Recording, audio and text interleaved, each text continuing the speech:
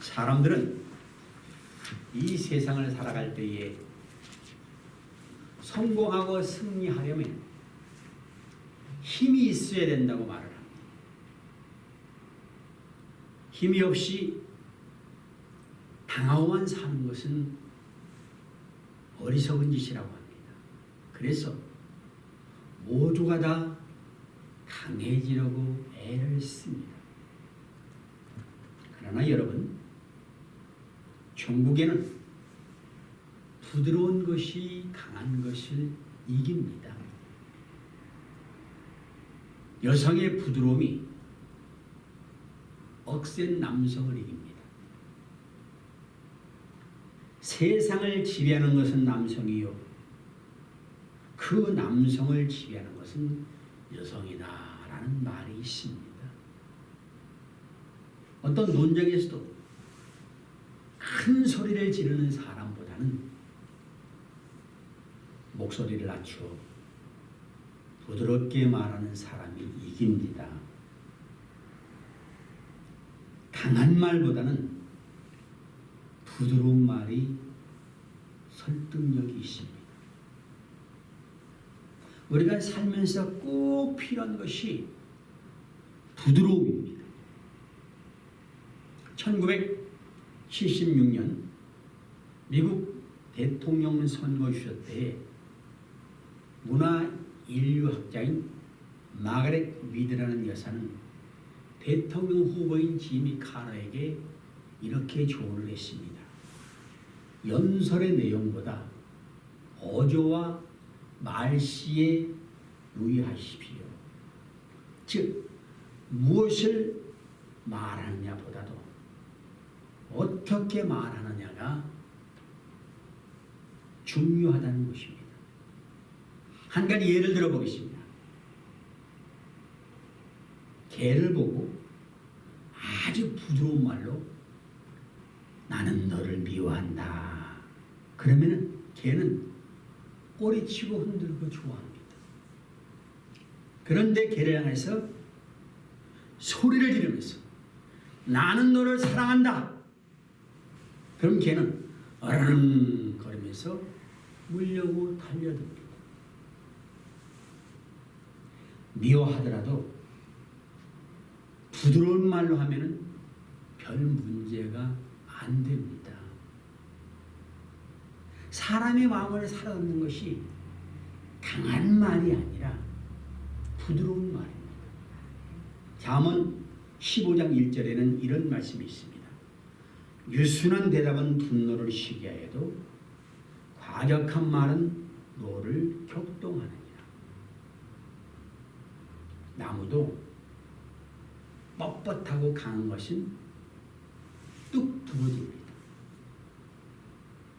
그런데 부드러운 것은 부러지지 아니하고 휩니다. 약함 속에 강함이 있고 강함 속에 약함이 있기 때문입니다. 굽어진 것은 다시 필 수가 있습니다. 부드럽게 미소 짓는 얼굴이 분노로 굳어진 얼굴을 펴주는 역할을 합니다. 우리가 매주일 아침 산상수훈의 말씀으로 은혜를 나누고 있습니다. 산상수훈은 타락한 인간의 본성에 그대로 머물러 있는 자들은 결코 순종할 수 없는 말씀들입니다. 이 말씀은 예수 그리스도의 대속의 은혜로 죄 사함받은 성도가 아니라면 행할 수가 없는 행위와 열매들에 대한 말씀입니다. 그러므로 이 산상수훈은 천국의 보화를 발견한 사람들, 예수 그리스도에 대한 믿음으로 새로운 피조물이 된 사람들이 어떻게 살아야 하는가, 이것을 말씀해주고 있습니다. 따라서 이 말씀은 하나님께서 그런 말씀이 형성되도록, 성품이 형성되도록 역사하신 자에게 주시는 은혜입니다. 산상 부분의 첫 부분이 8가지 복에 대해서 말씀하고 있습니다. 즉 팔복은 영적인 축복의 계단으로 구성되어 있습니다. 한 걸음 한 걸음 계단을 밟아 올라가듯이 그렇게 가야 됩니다.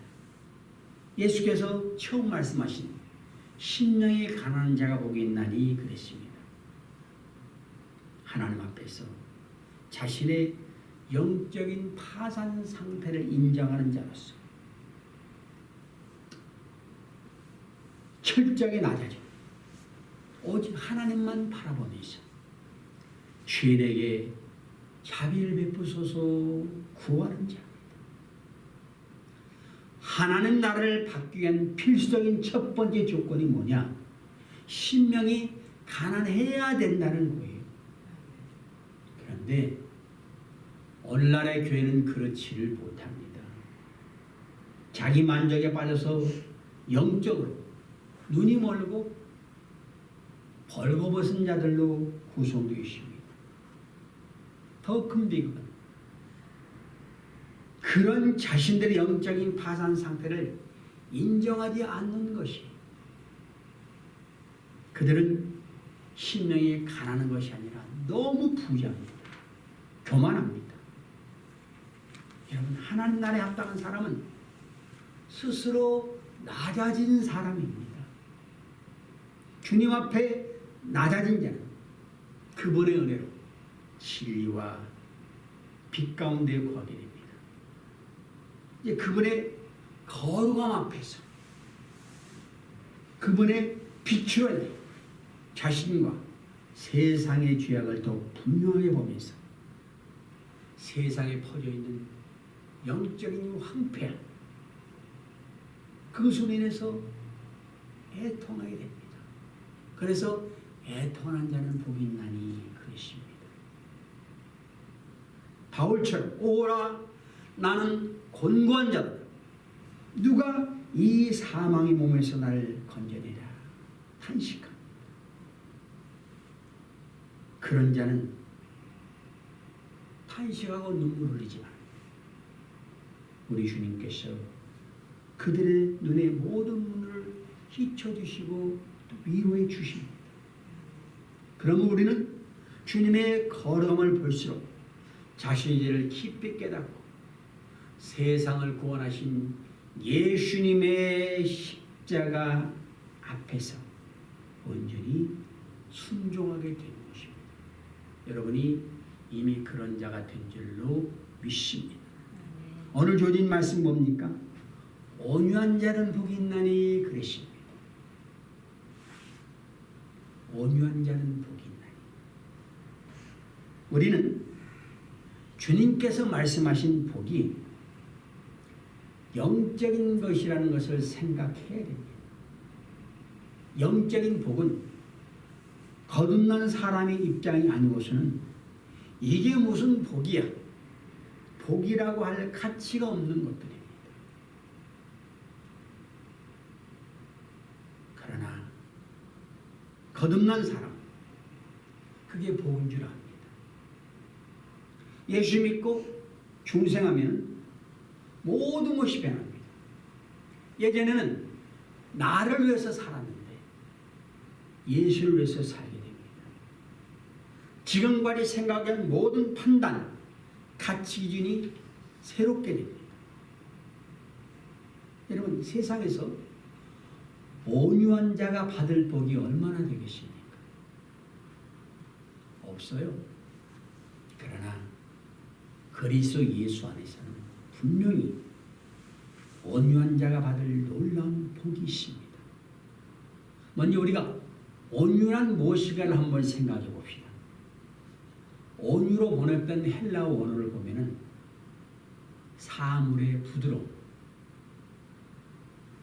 짐승을 길들여 유순하게 되었을 때 오도한 사람 등의 의미로 쓰여집니다.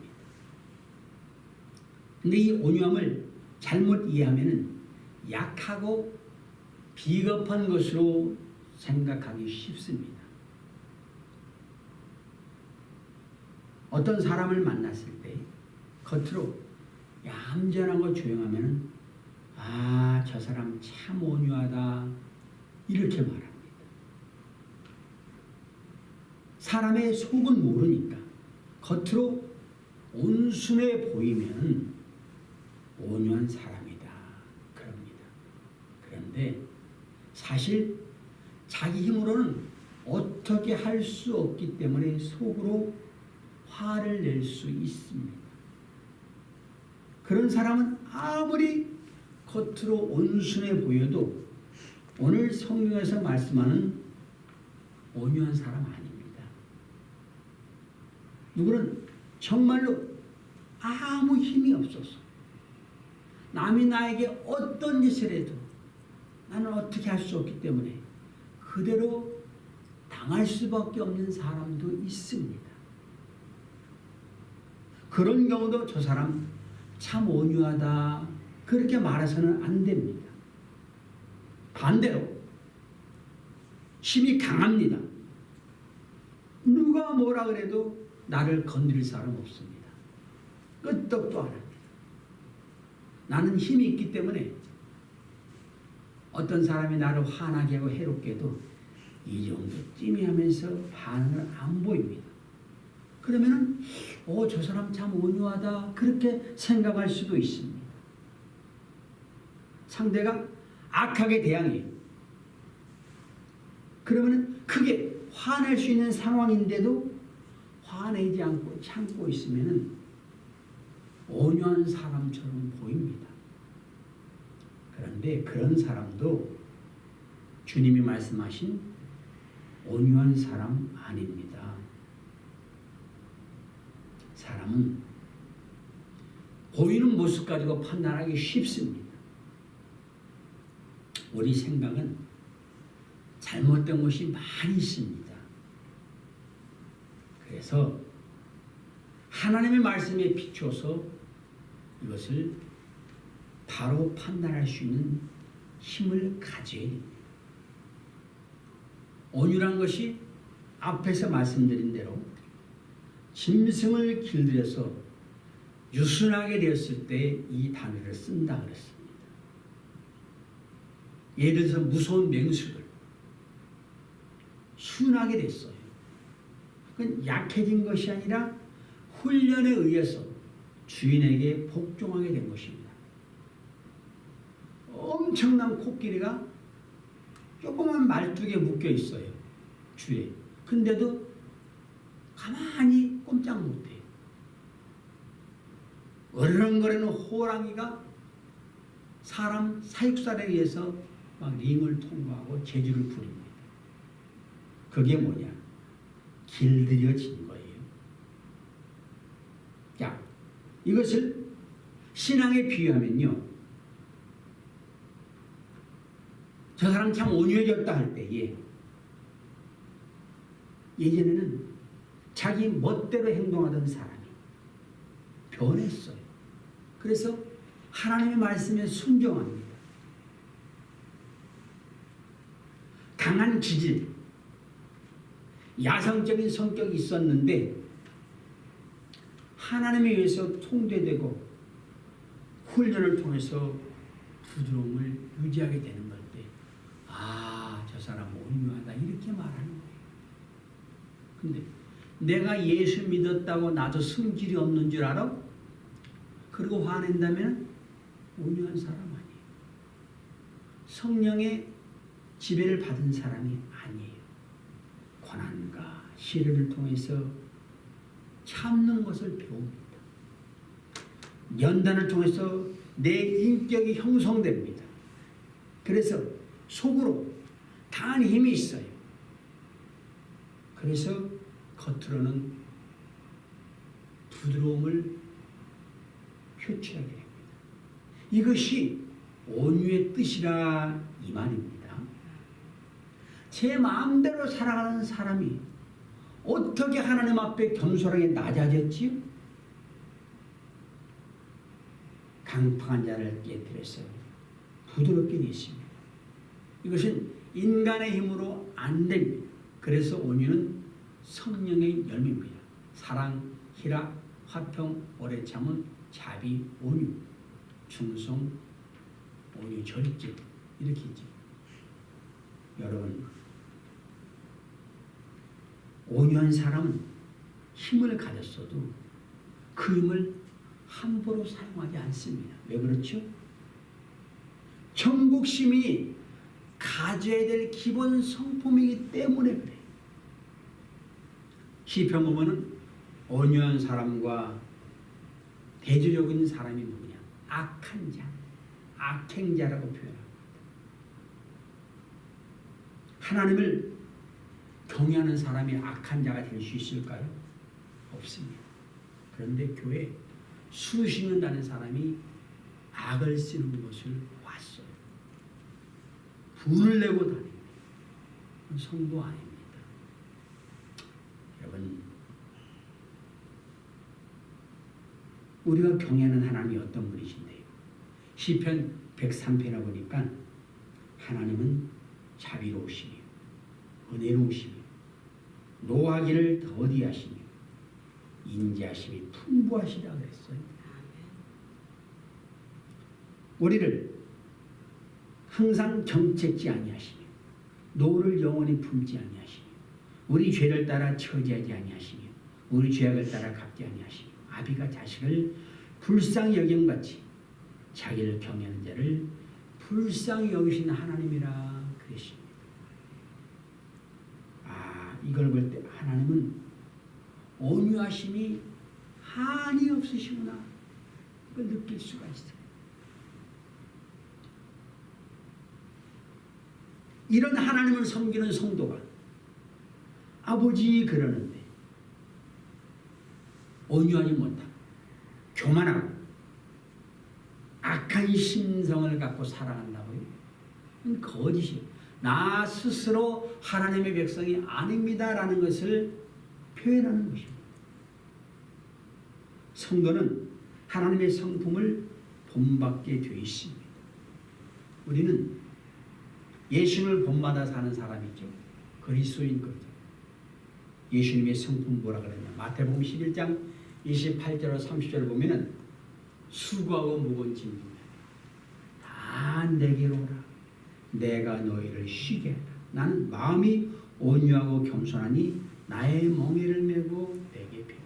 그리하면 너희 마음이 쉼을 얻으리라. 이는 내 멍에는 쉽고 내 짐은 가벼우니라. 그렇게 말씀하셨어요. 우리 예수님이 온유하신 분이에요. 겸손하신 분이에요. 예수님께서 인류의 죄를 대속하기 위해서 십자가에 달려 온갖 고초를 다 당하셨어요.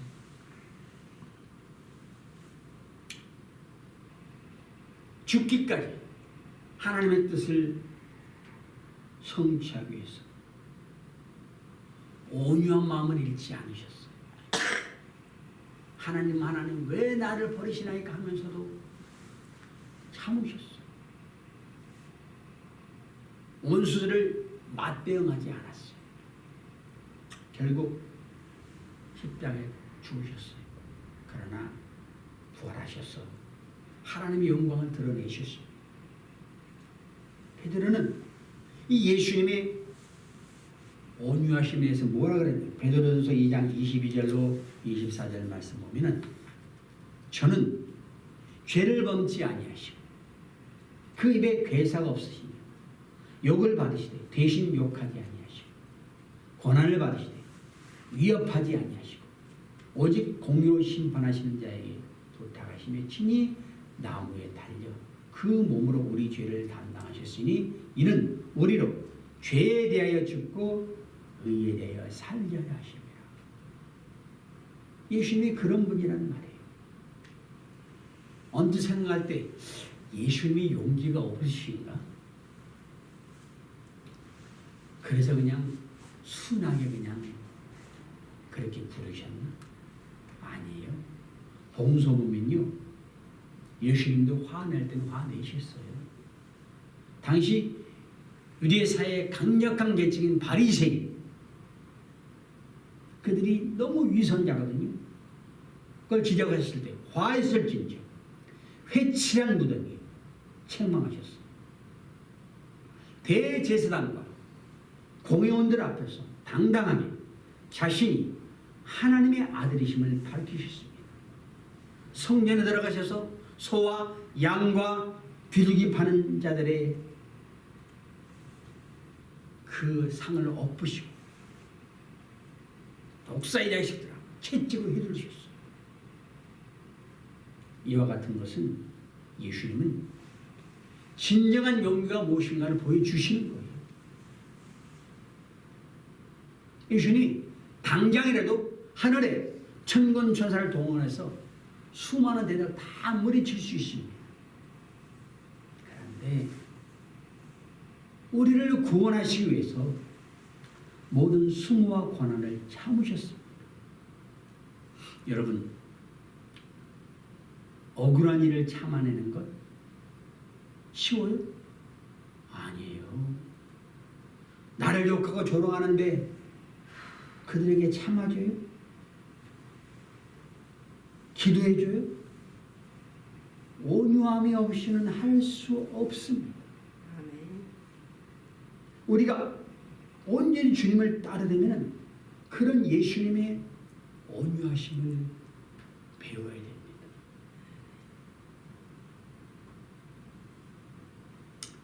여러분, 신약 성경 보면은 대표적으로 온유함을 보여준 사람이 바울이 있어요. 그러니까 예수님을 믿기 전에는요, 바리새인 중에 바리새인이요. 유대의 특별한 열심을 가진 자였습니다. 그는 나사렛 예수를 이단의 교주로 알고 기독교인을 증오하면서 이 땅에서 없애버리기로 결심했어요. 스데반 집사님이 돌에 맞아 죽을 때 옷을 지켰죠. 그리고 교회를 핍박하는 일에 앞장을 섰어요. 그리스도인들을 찾아내서 옥에다 넘기는데 열심을 냈습니다. 사도행전 9장 1절 2절 보면 사울이 주의 제자들을 대하여 여전히 위협과 사기가 등등하여 대제사장에게 가서 다메섹 여러 회당에 갈 공문을 청하니 이는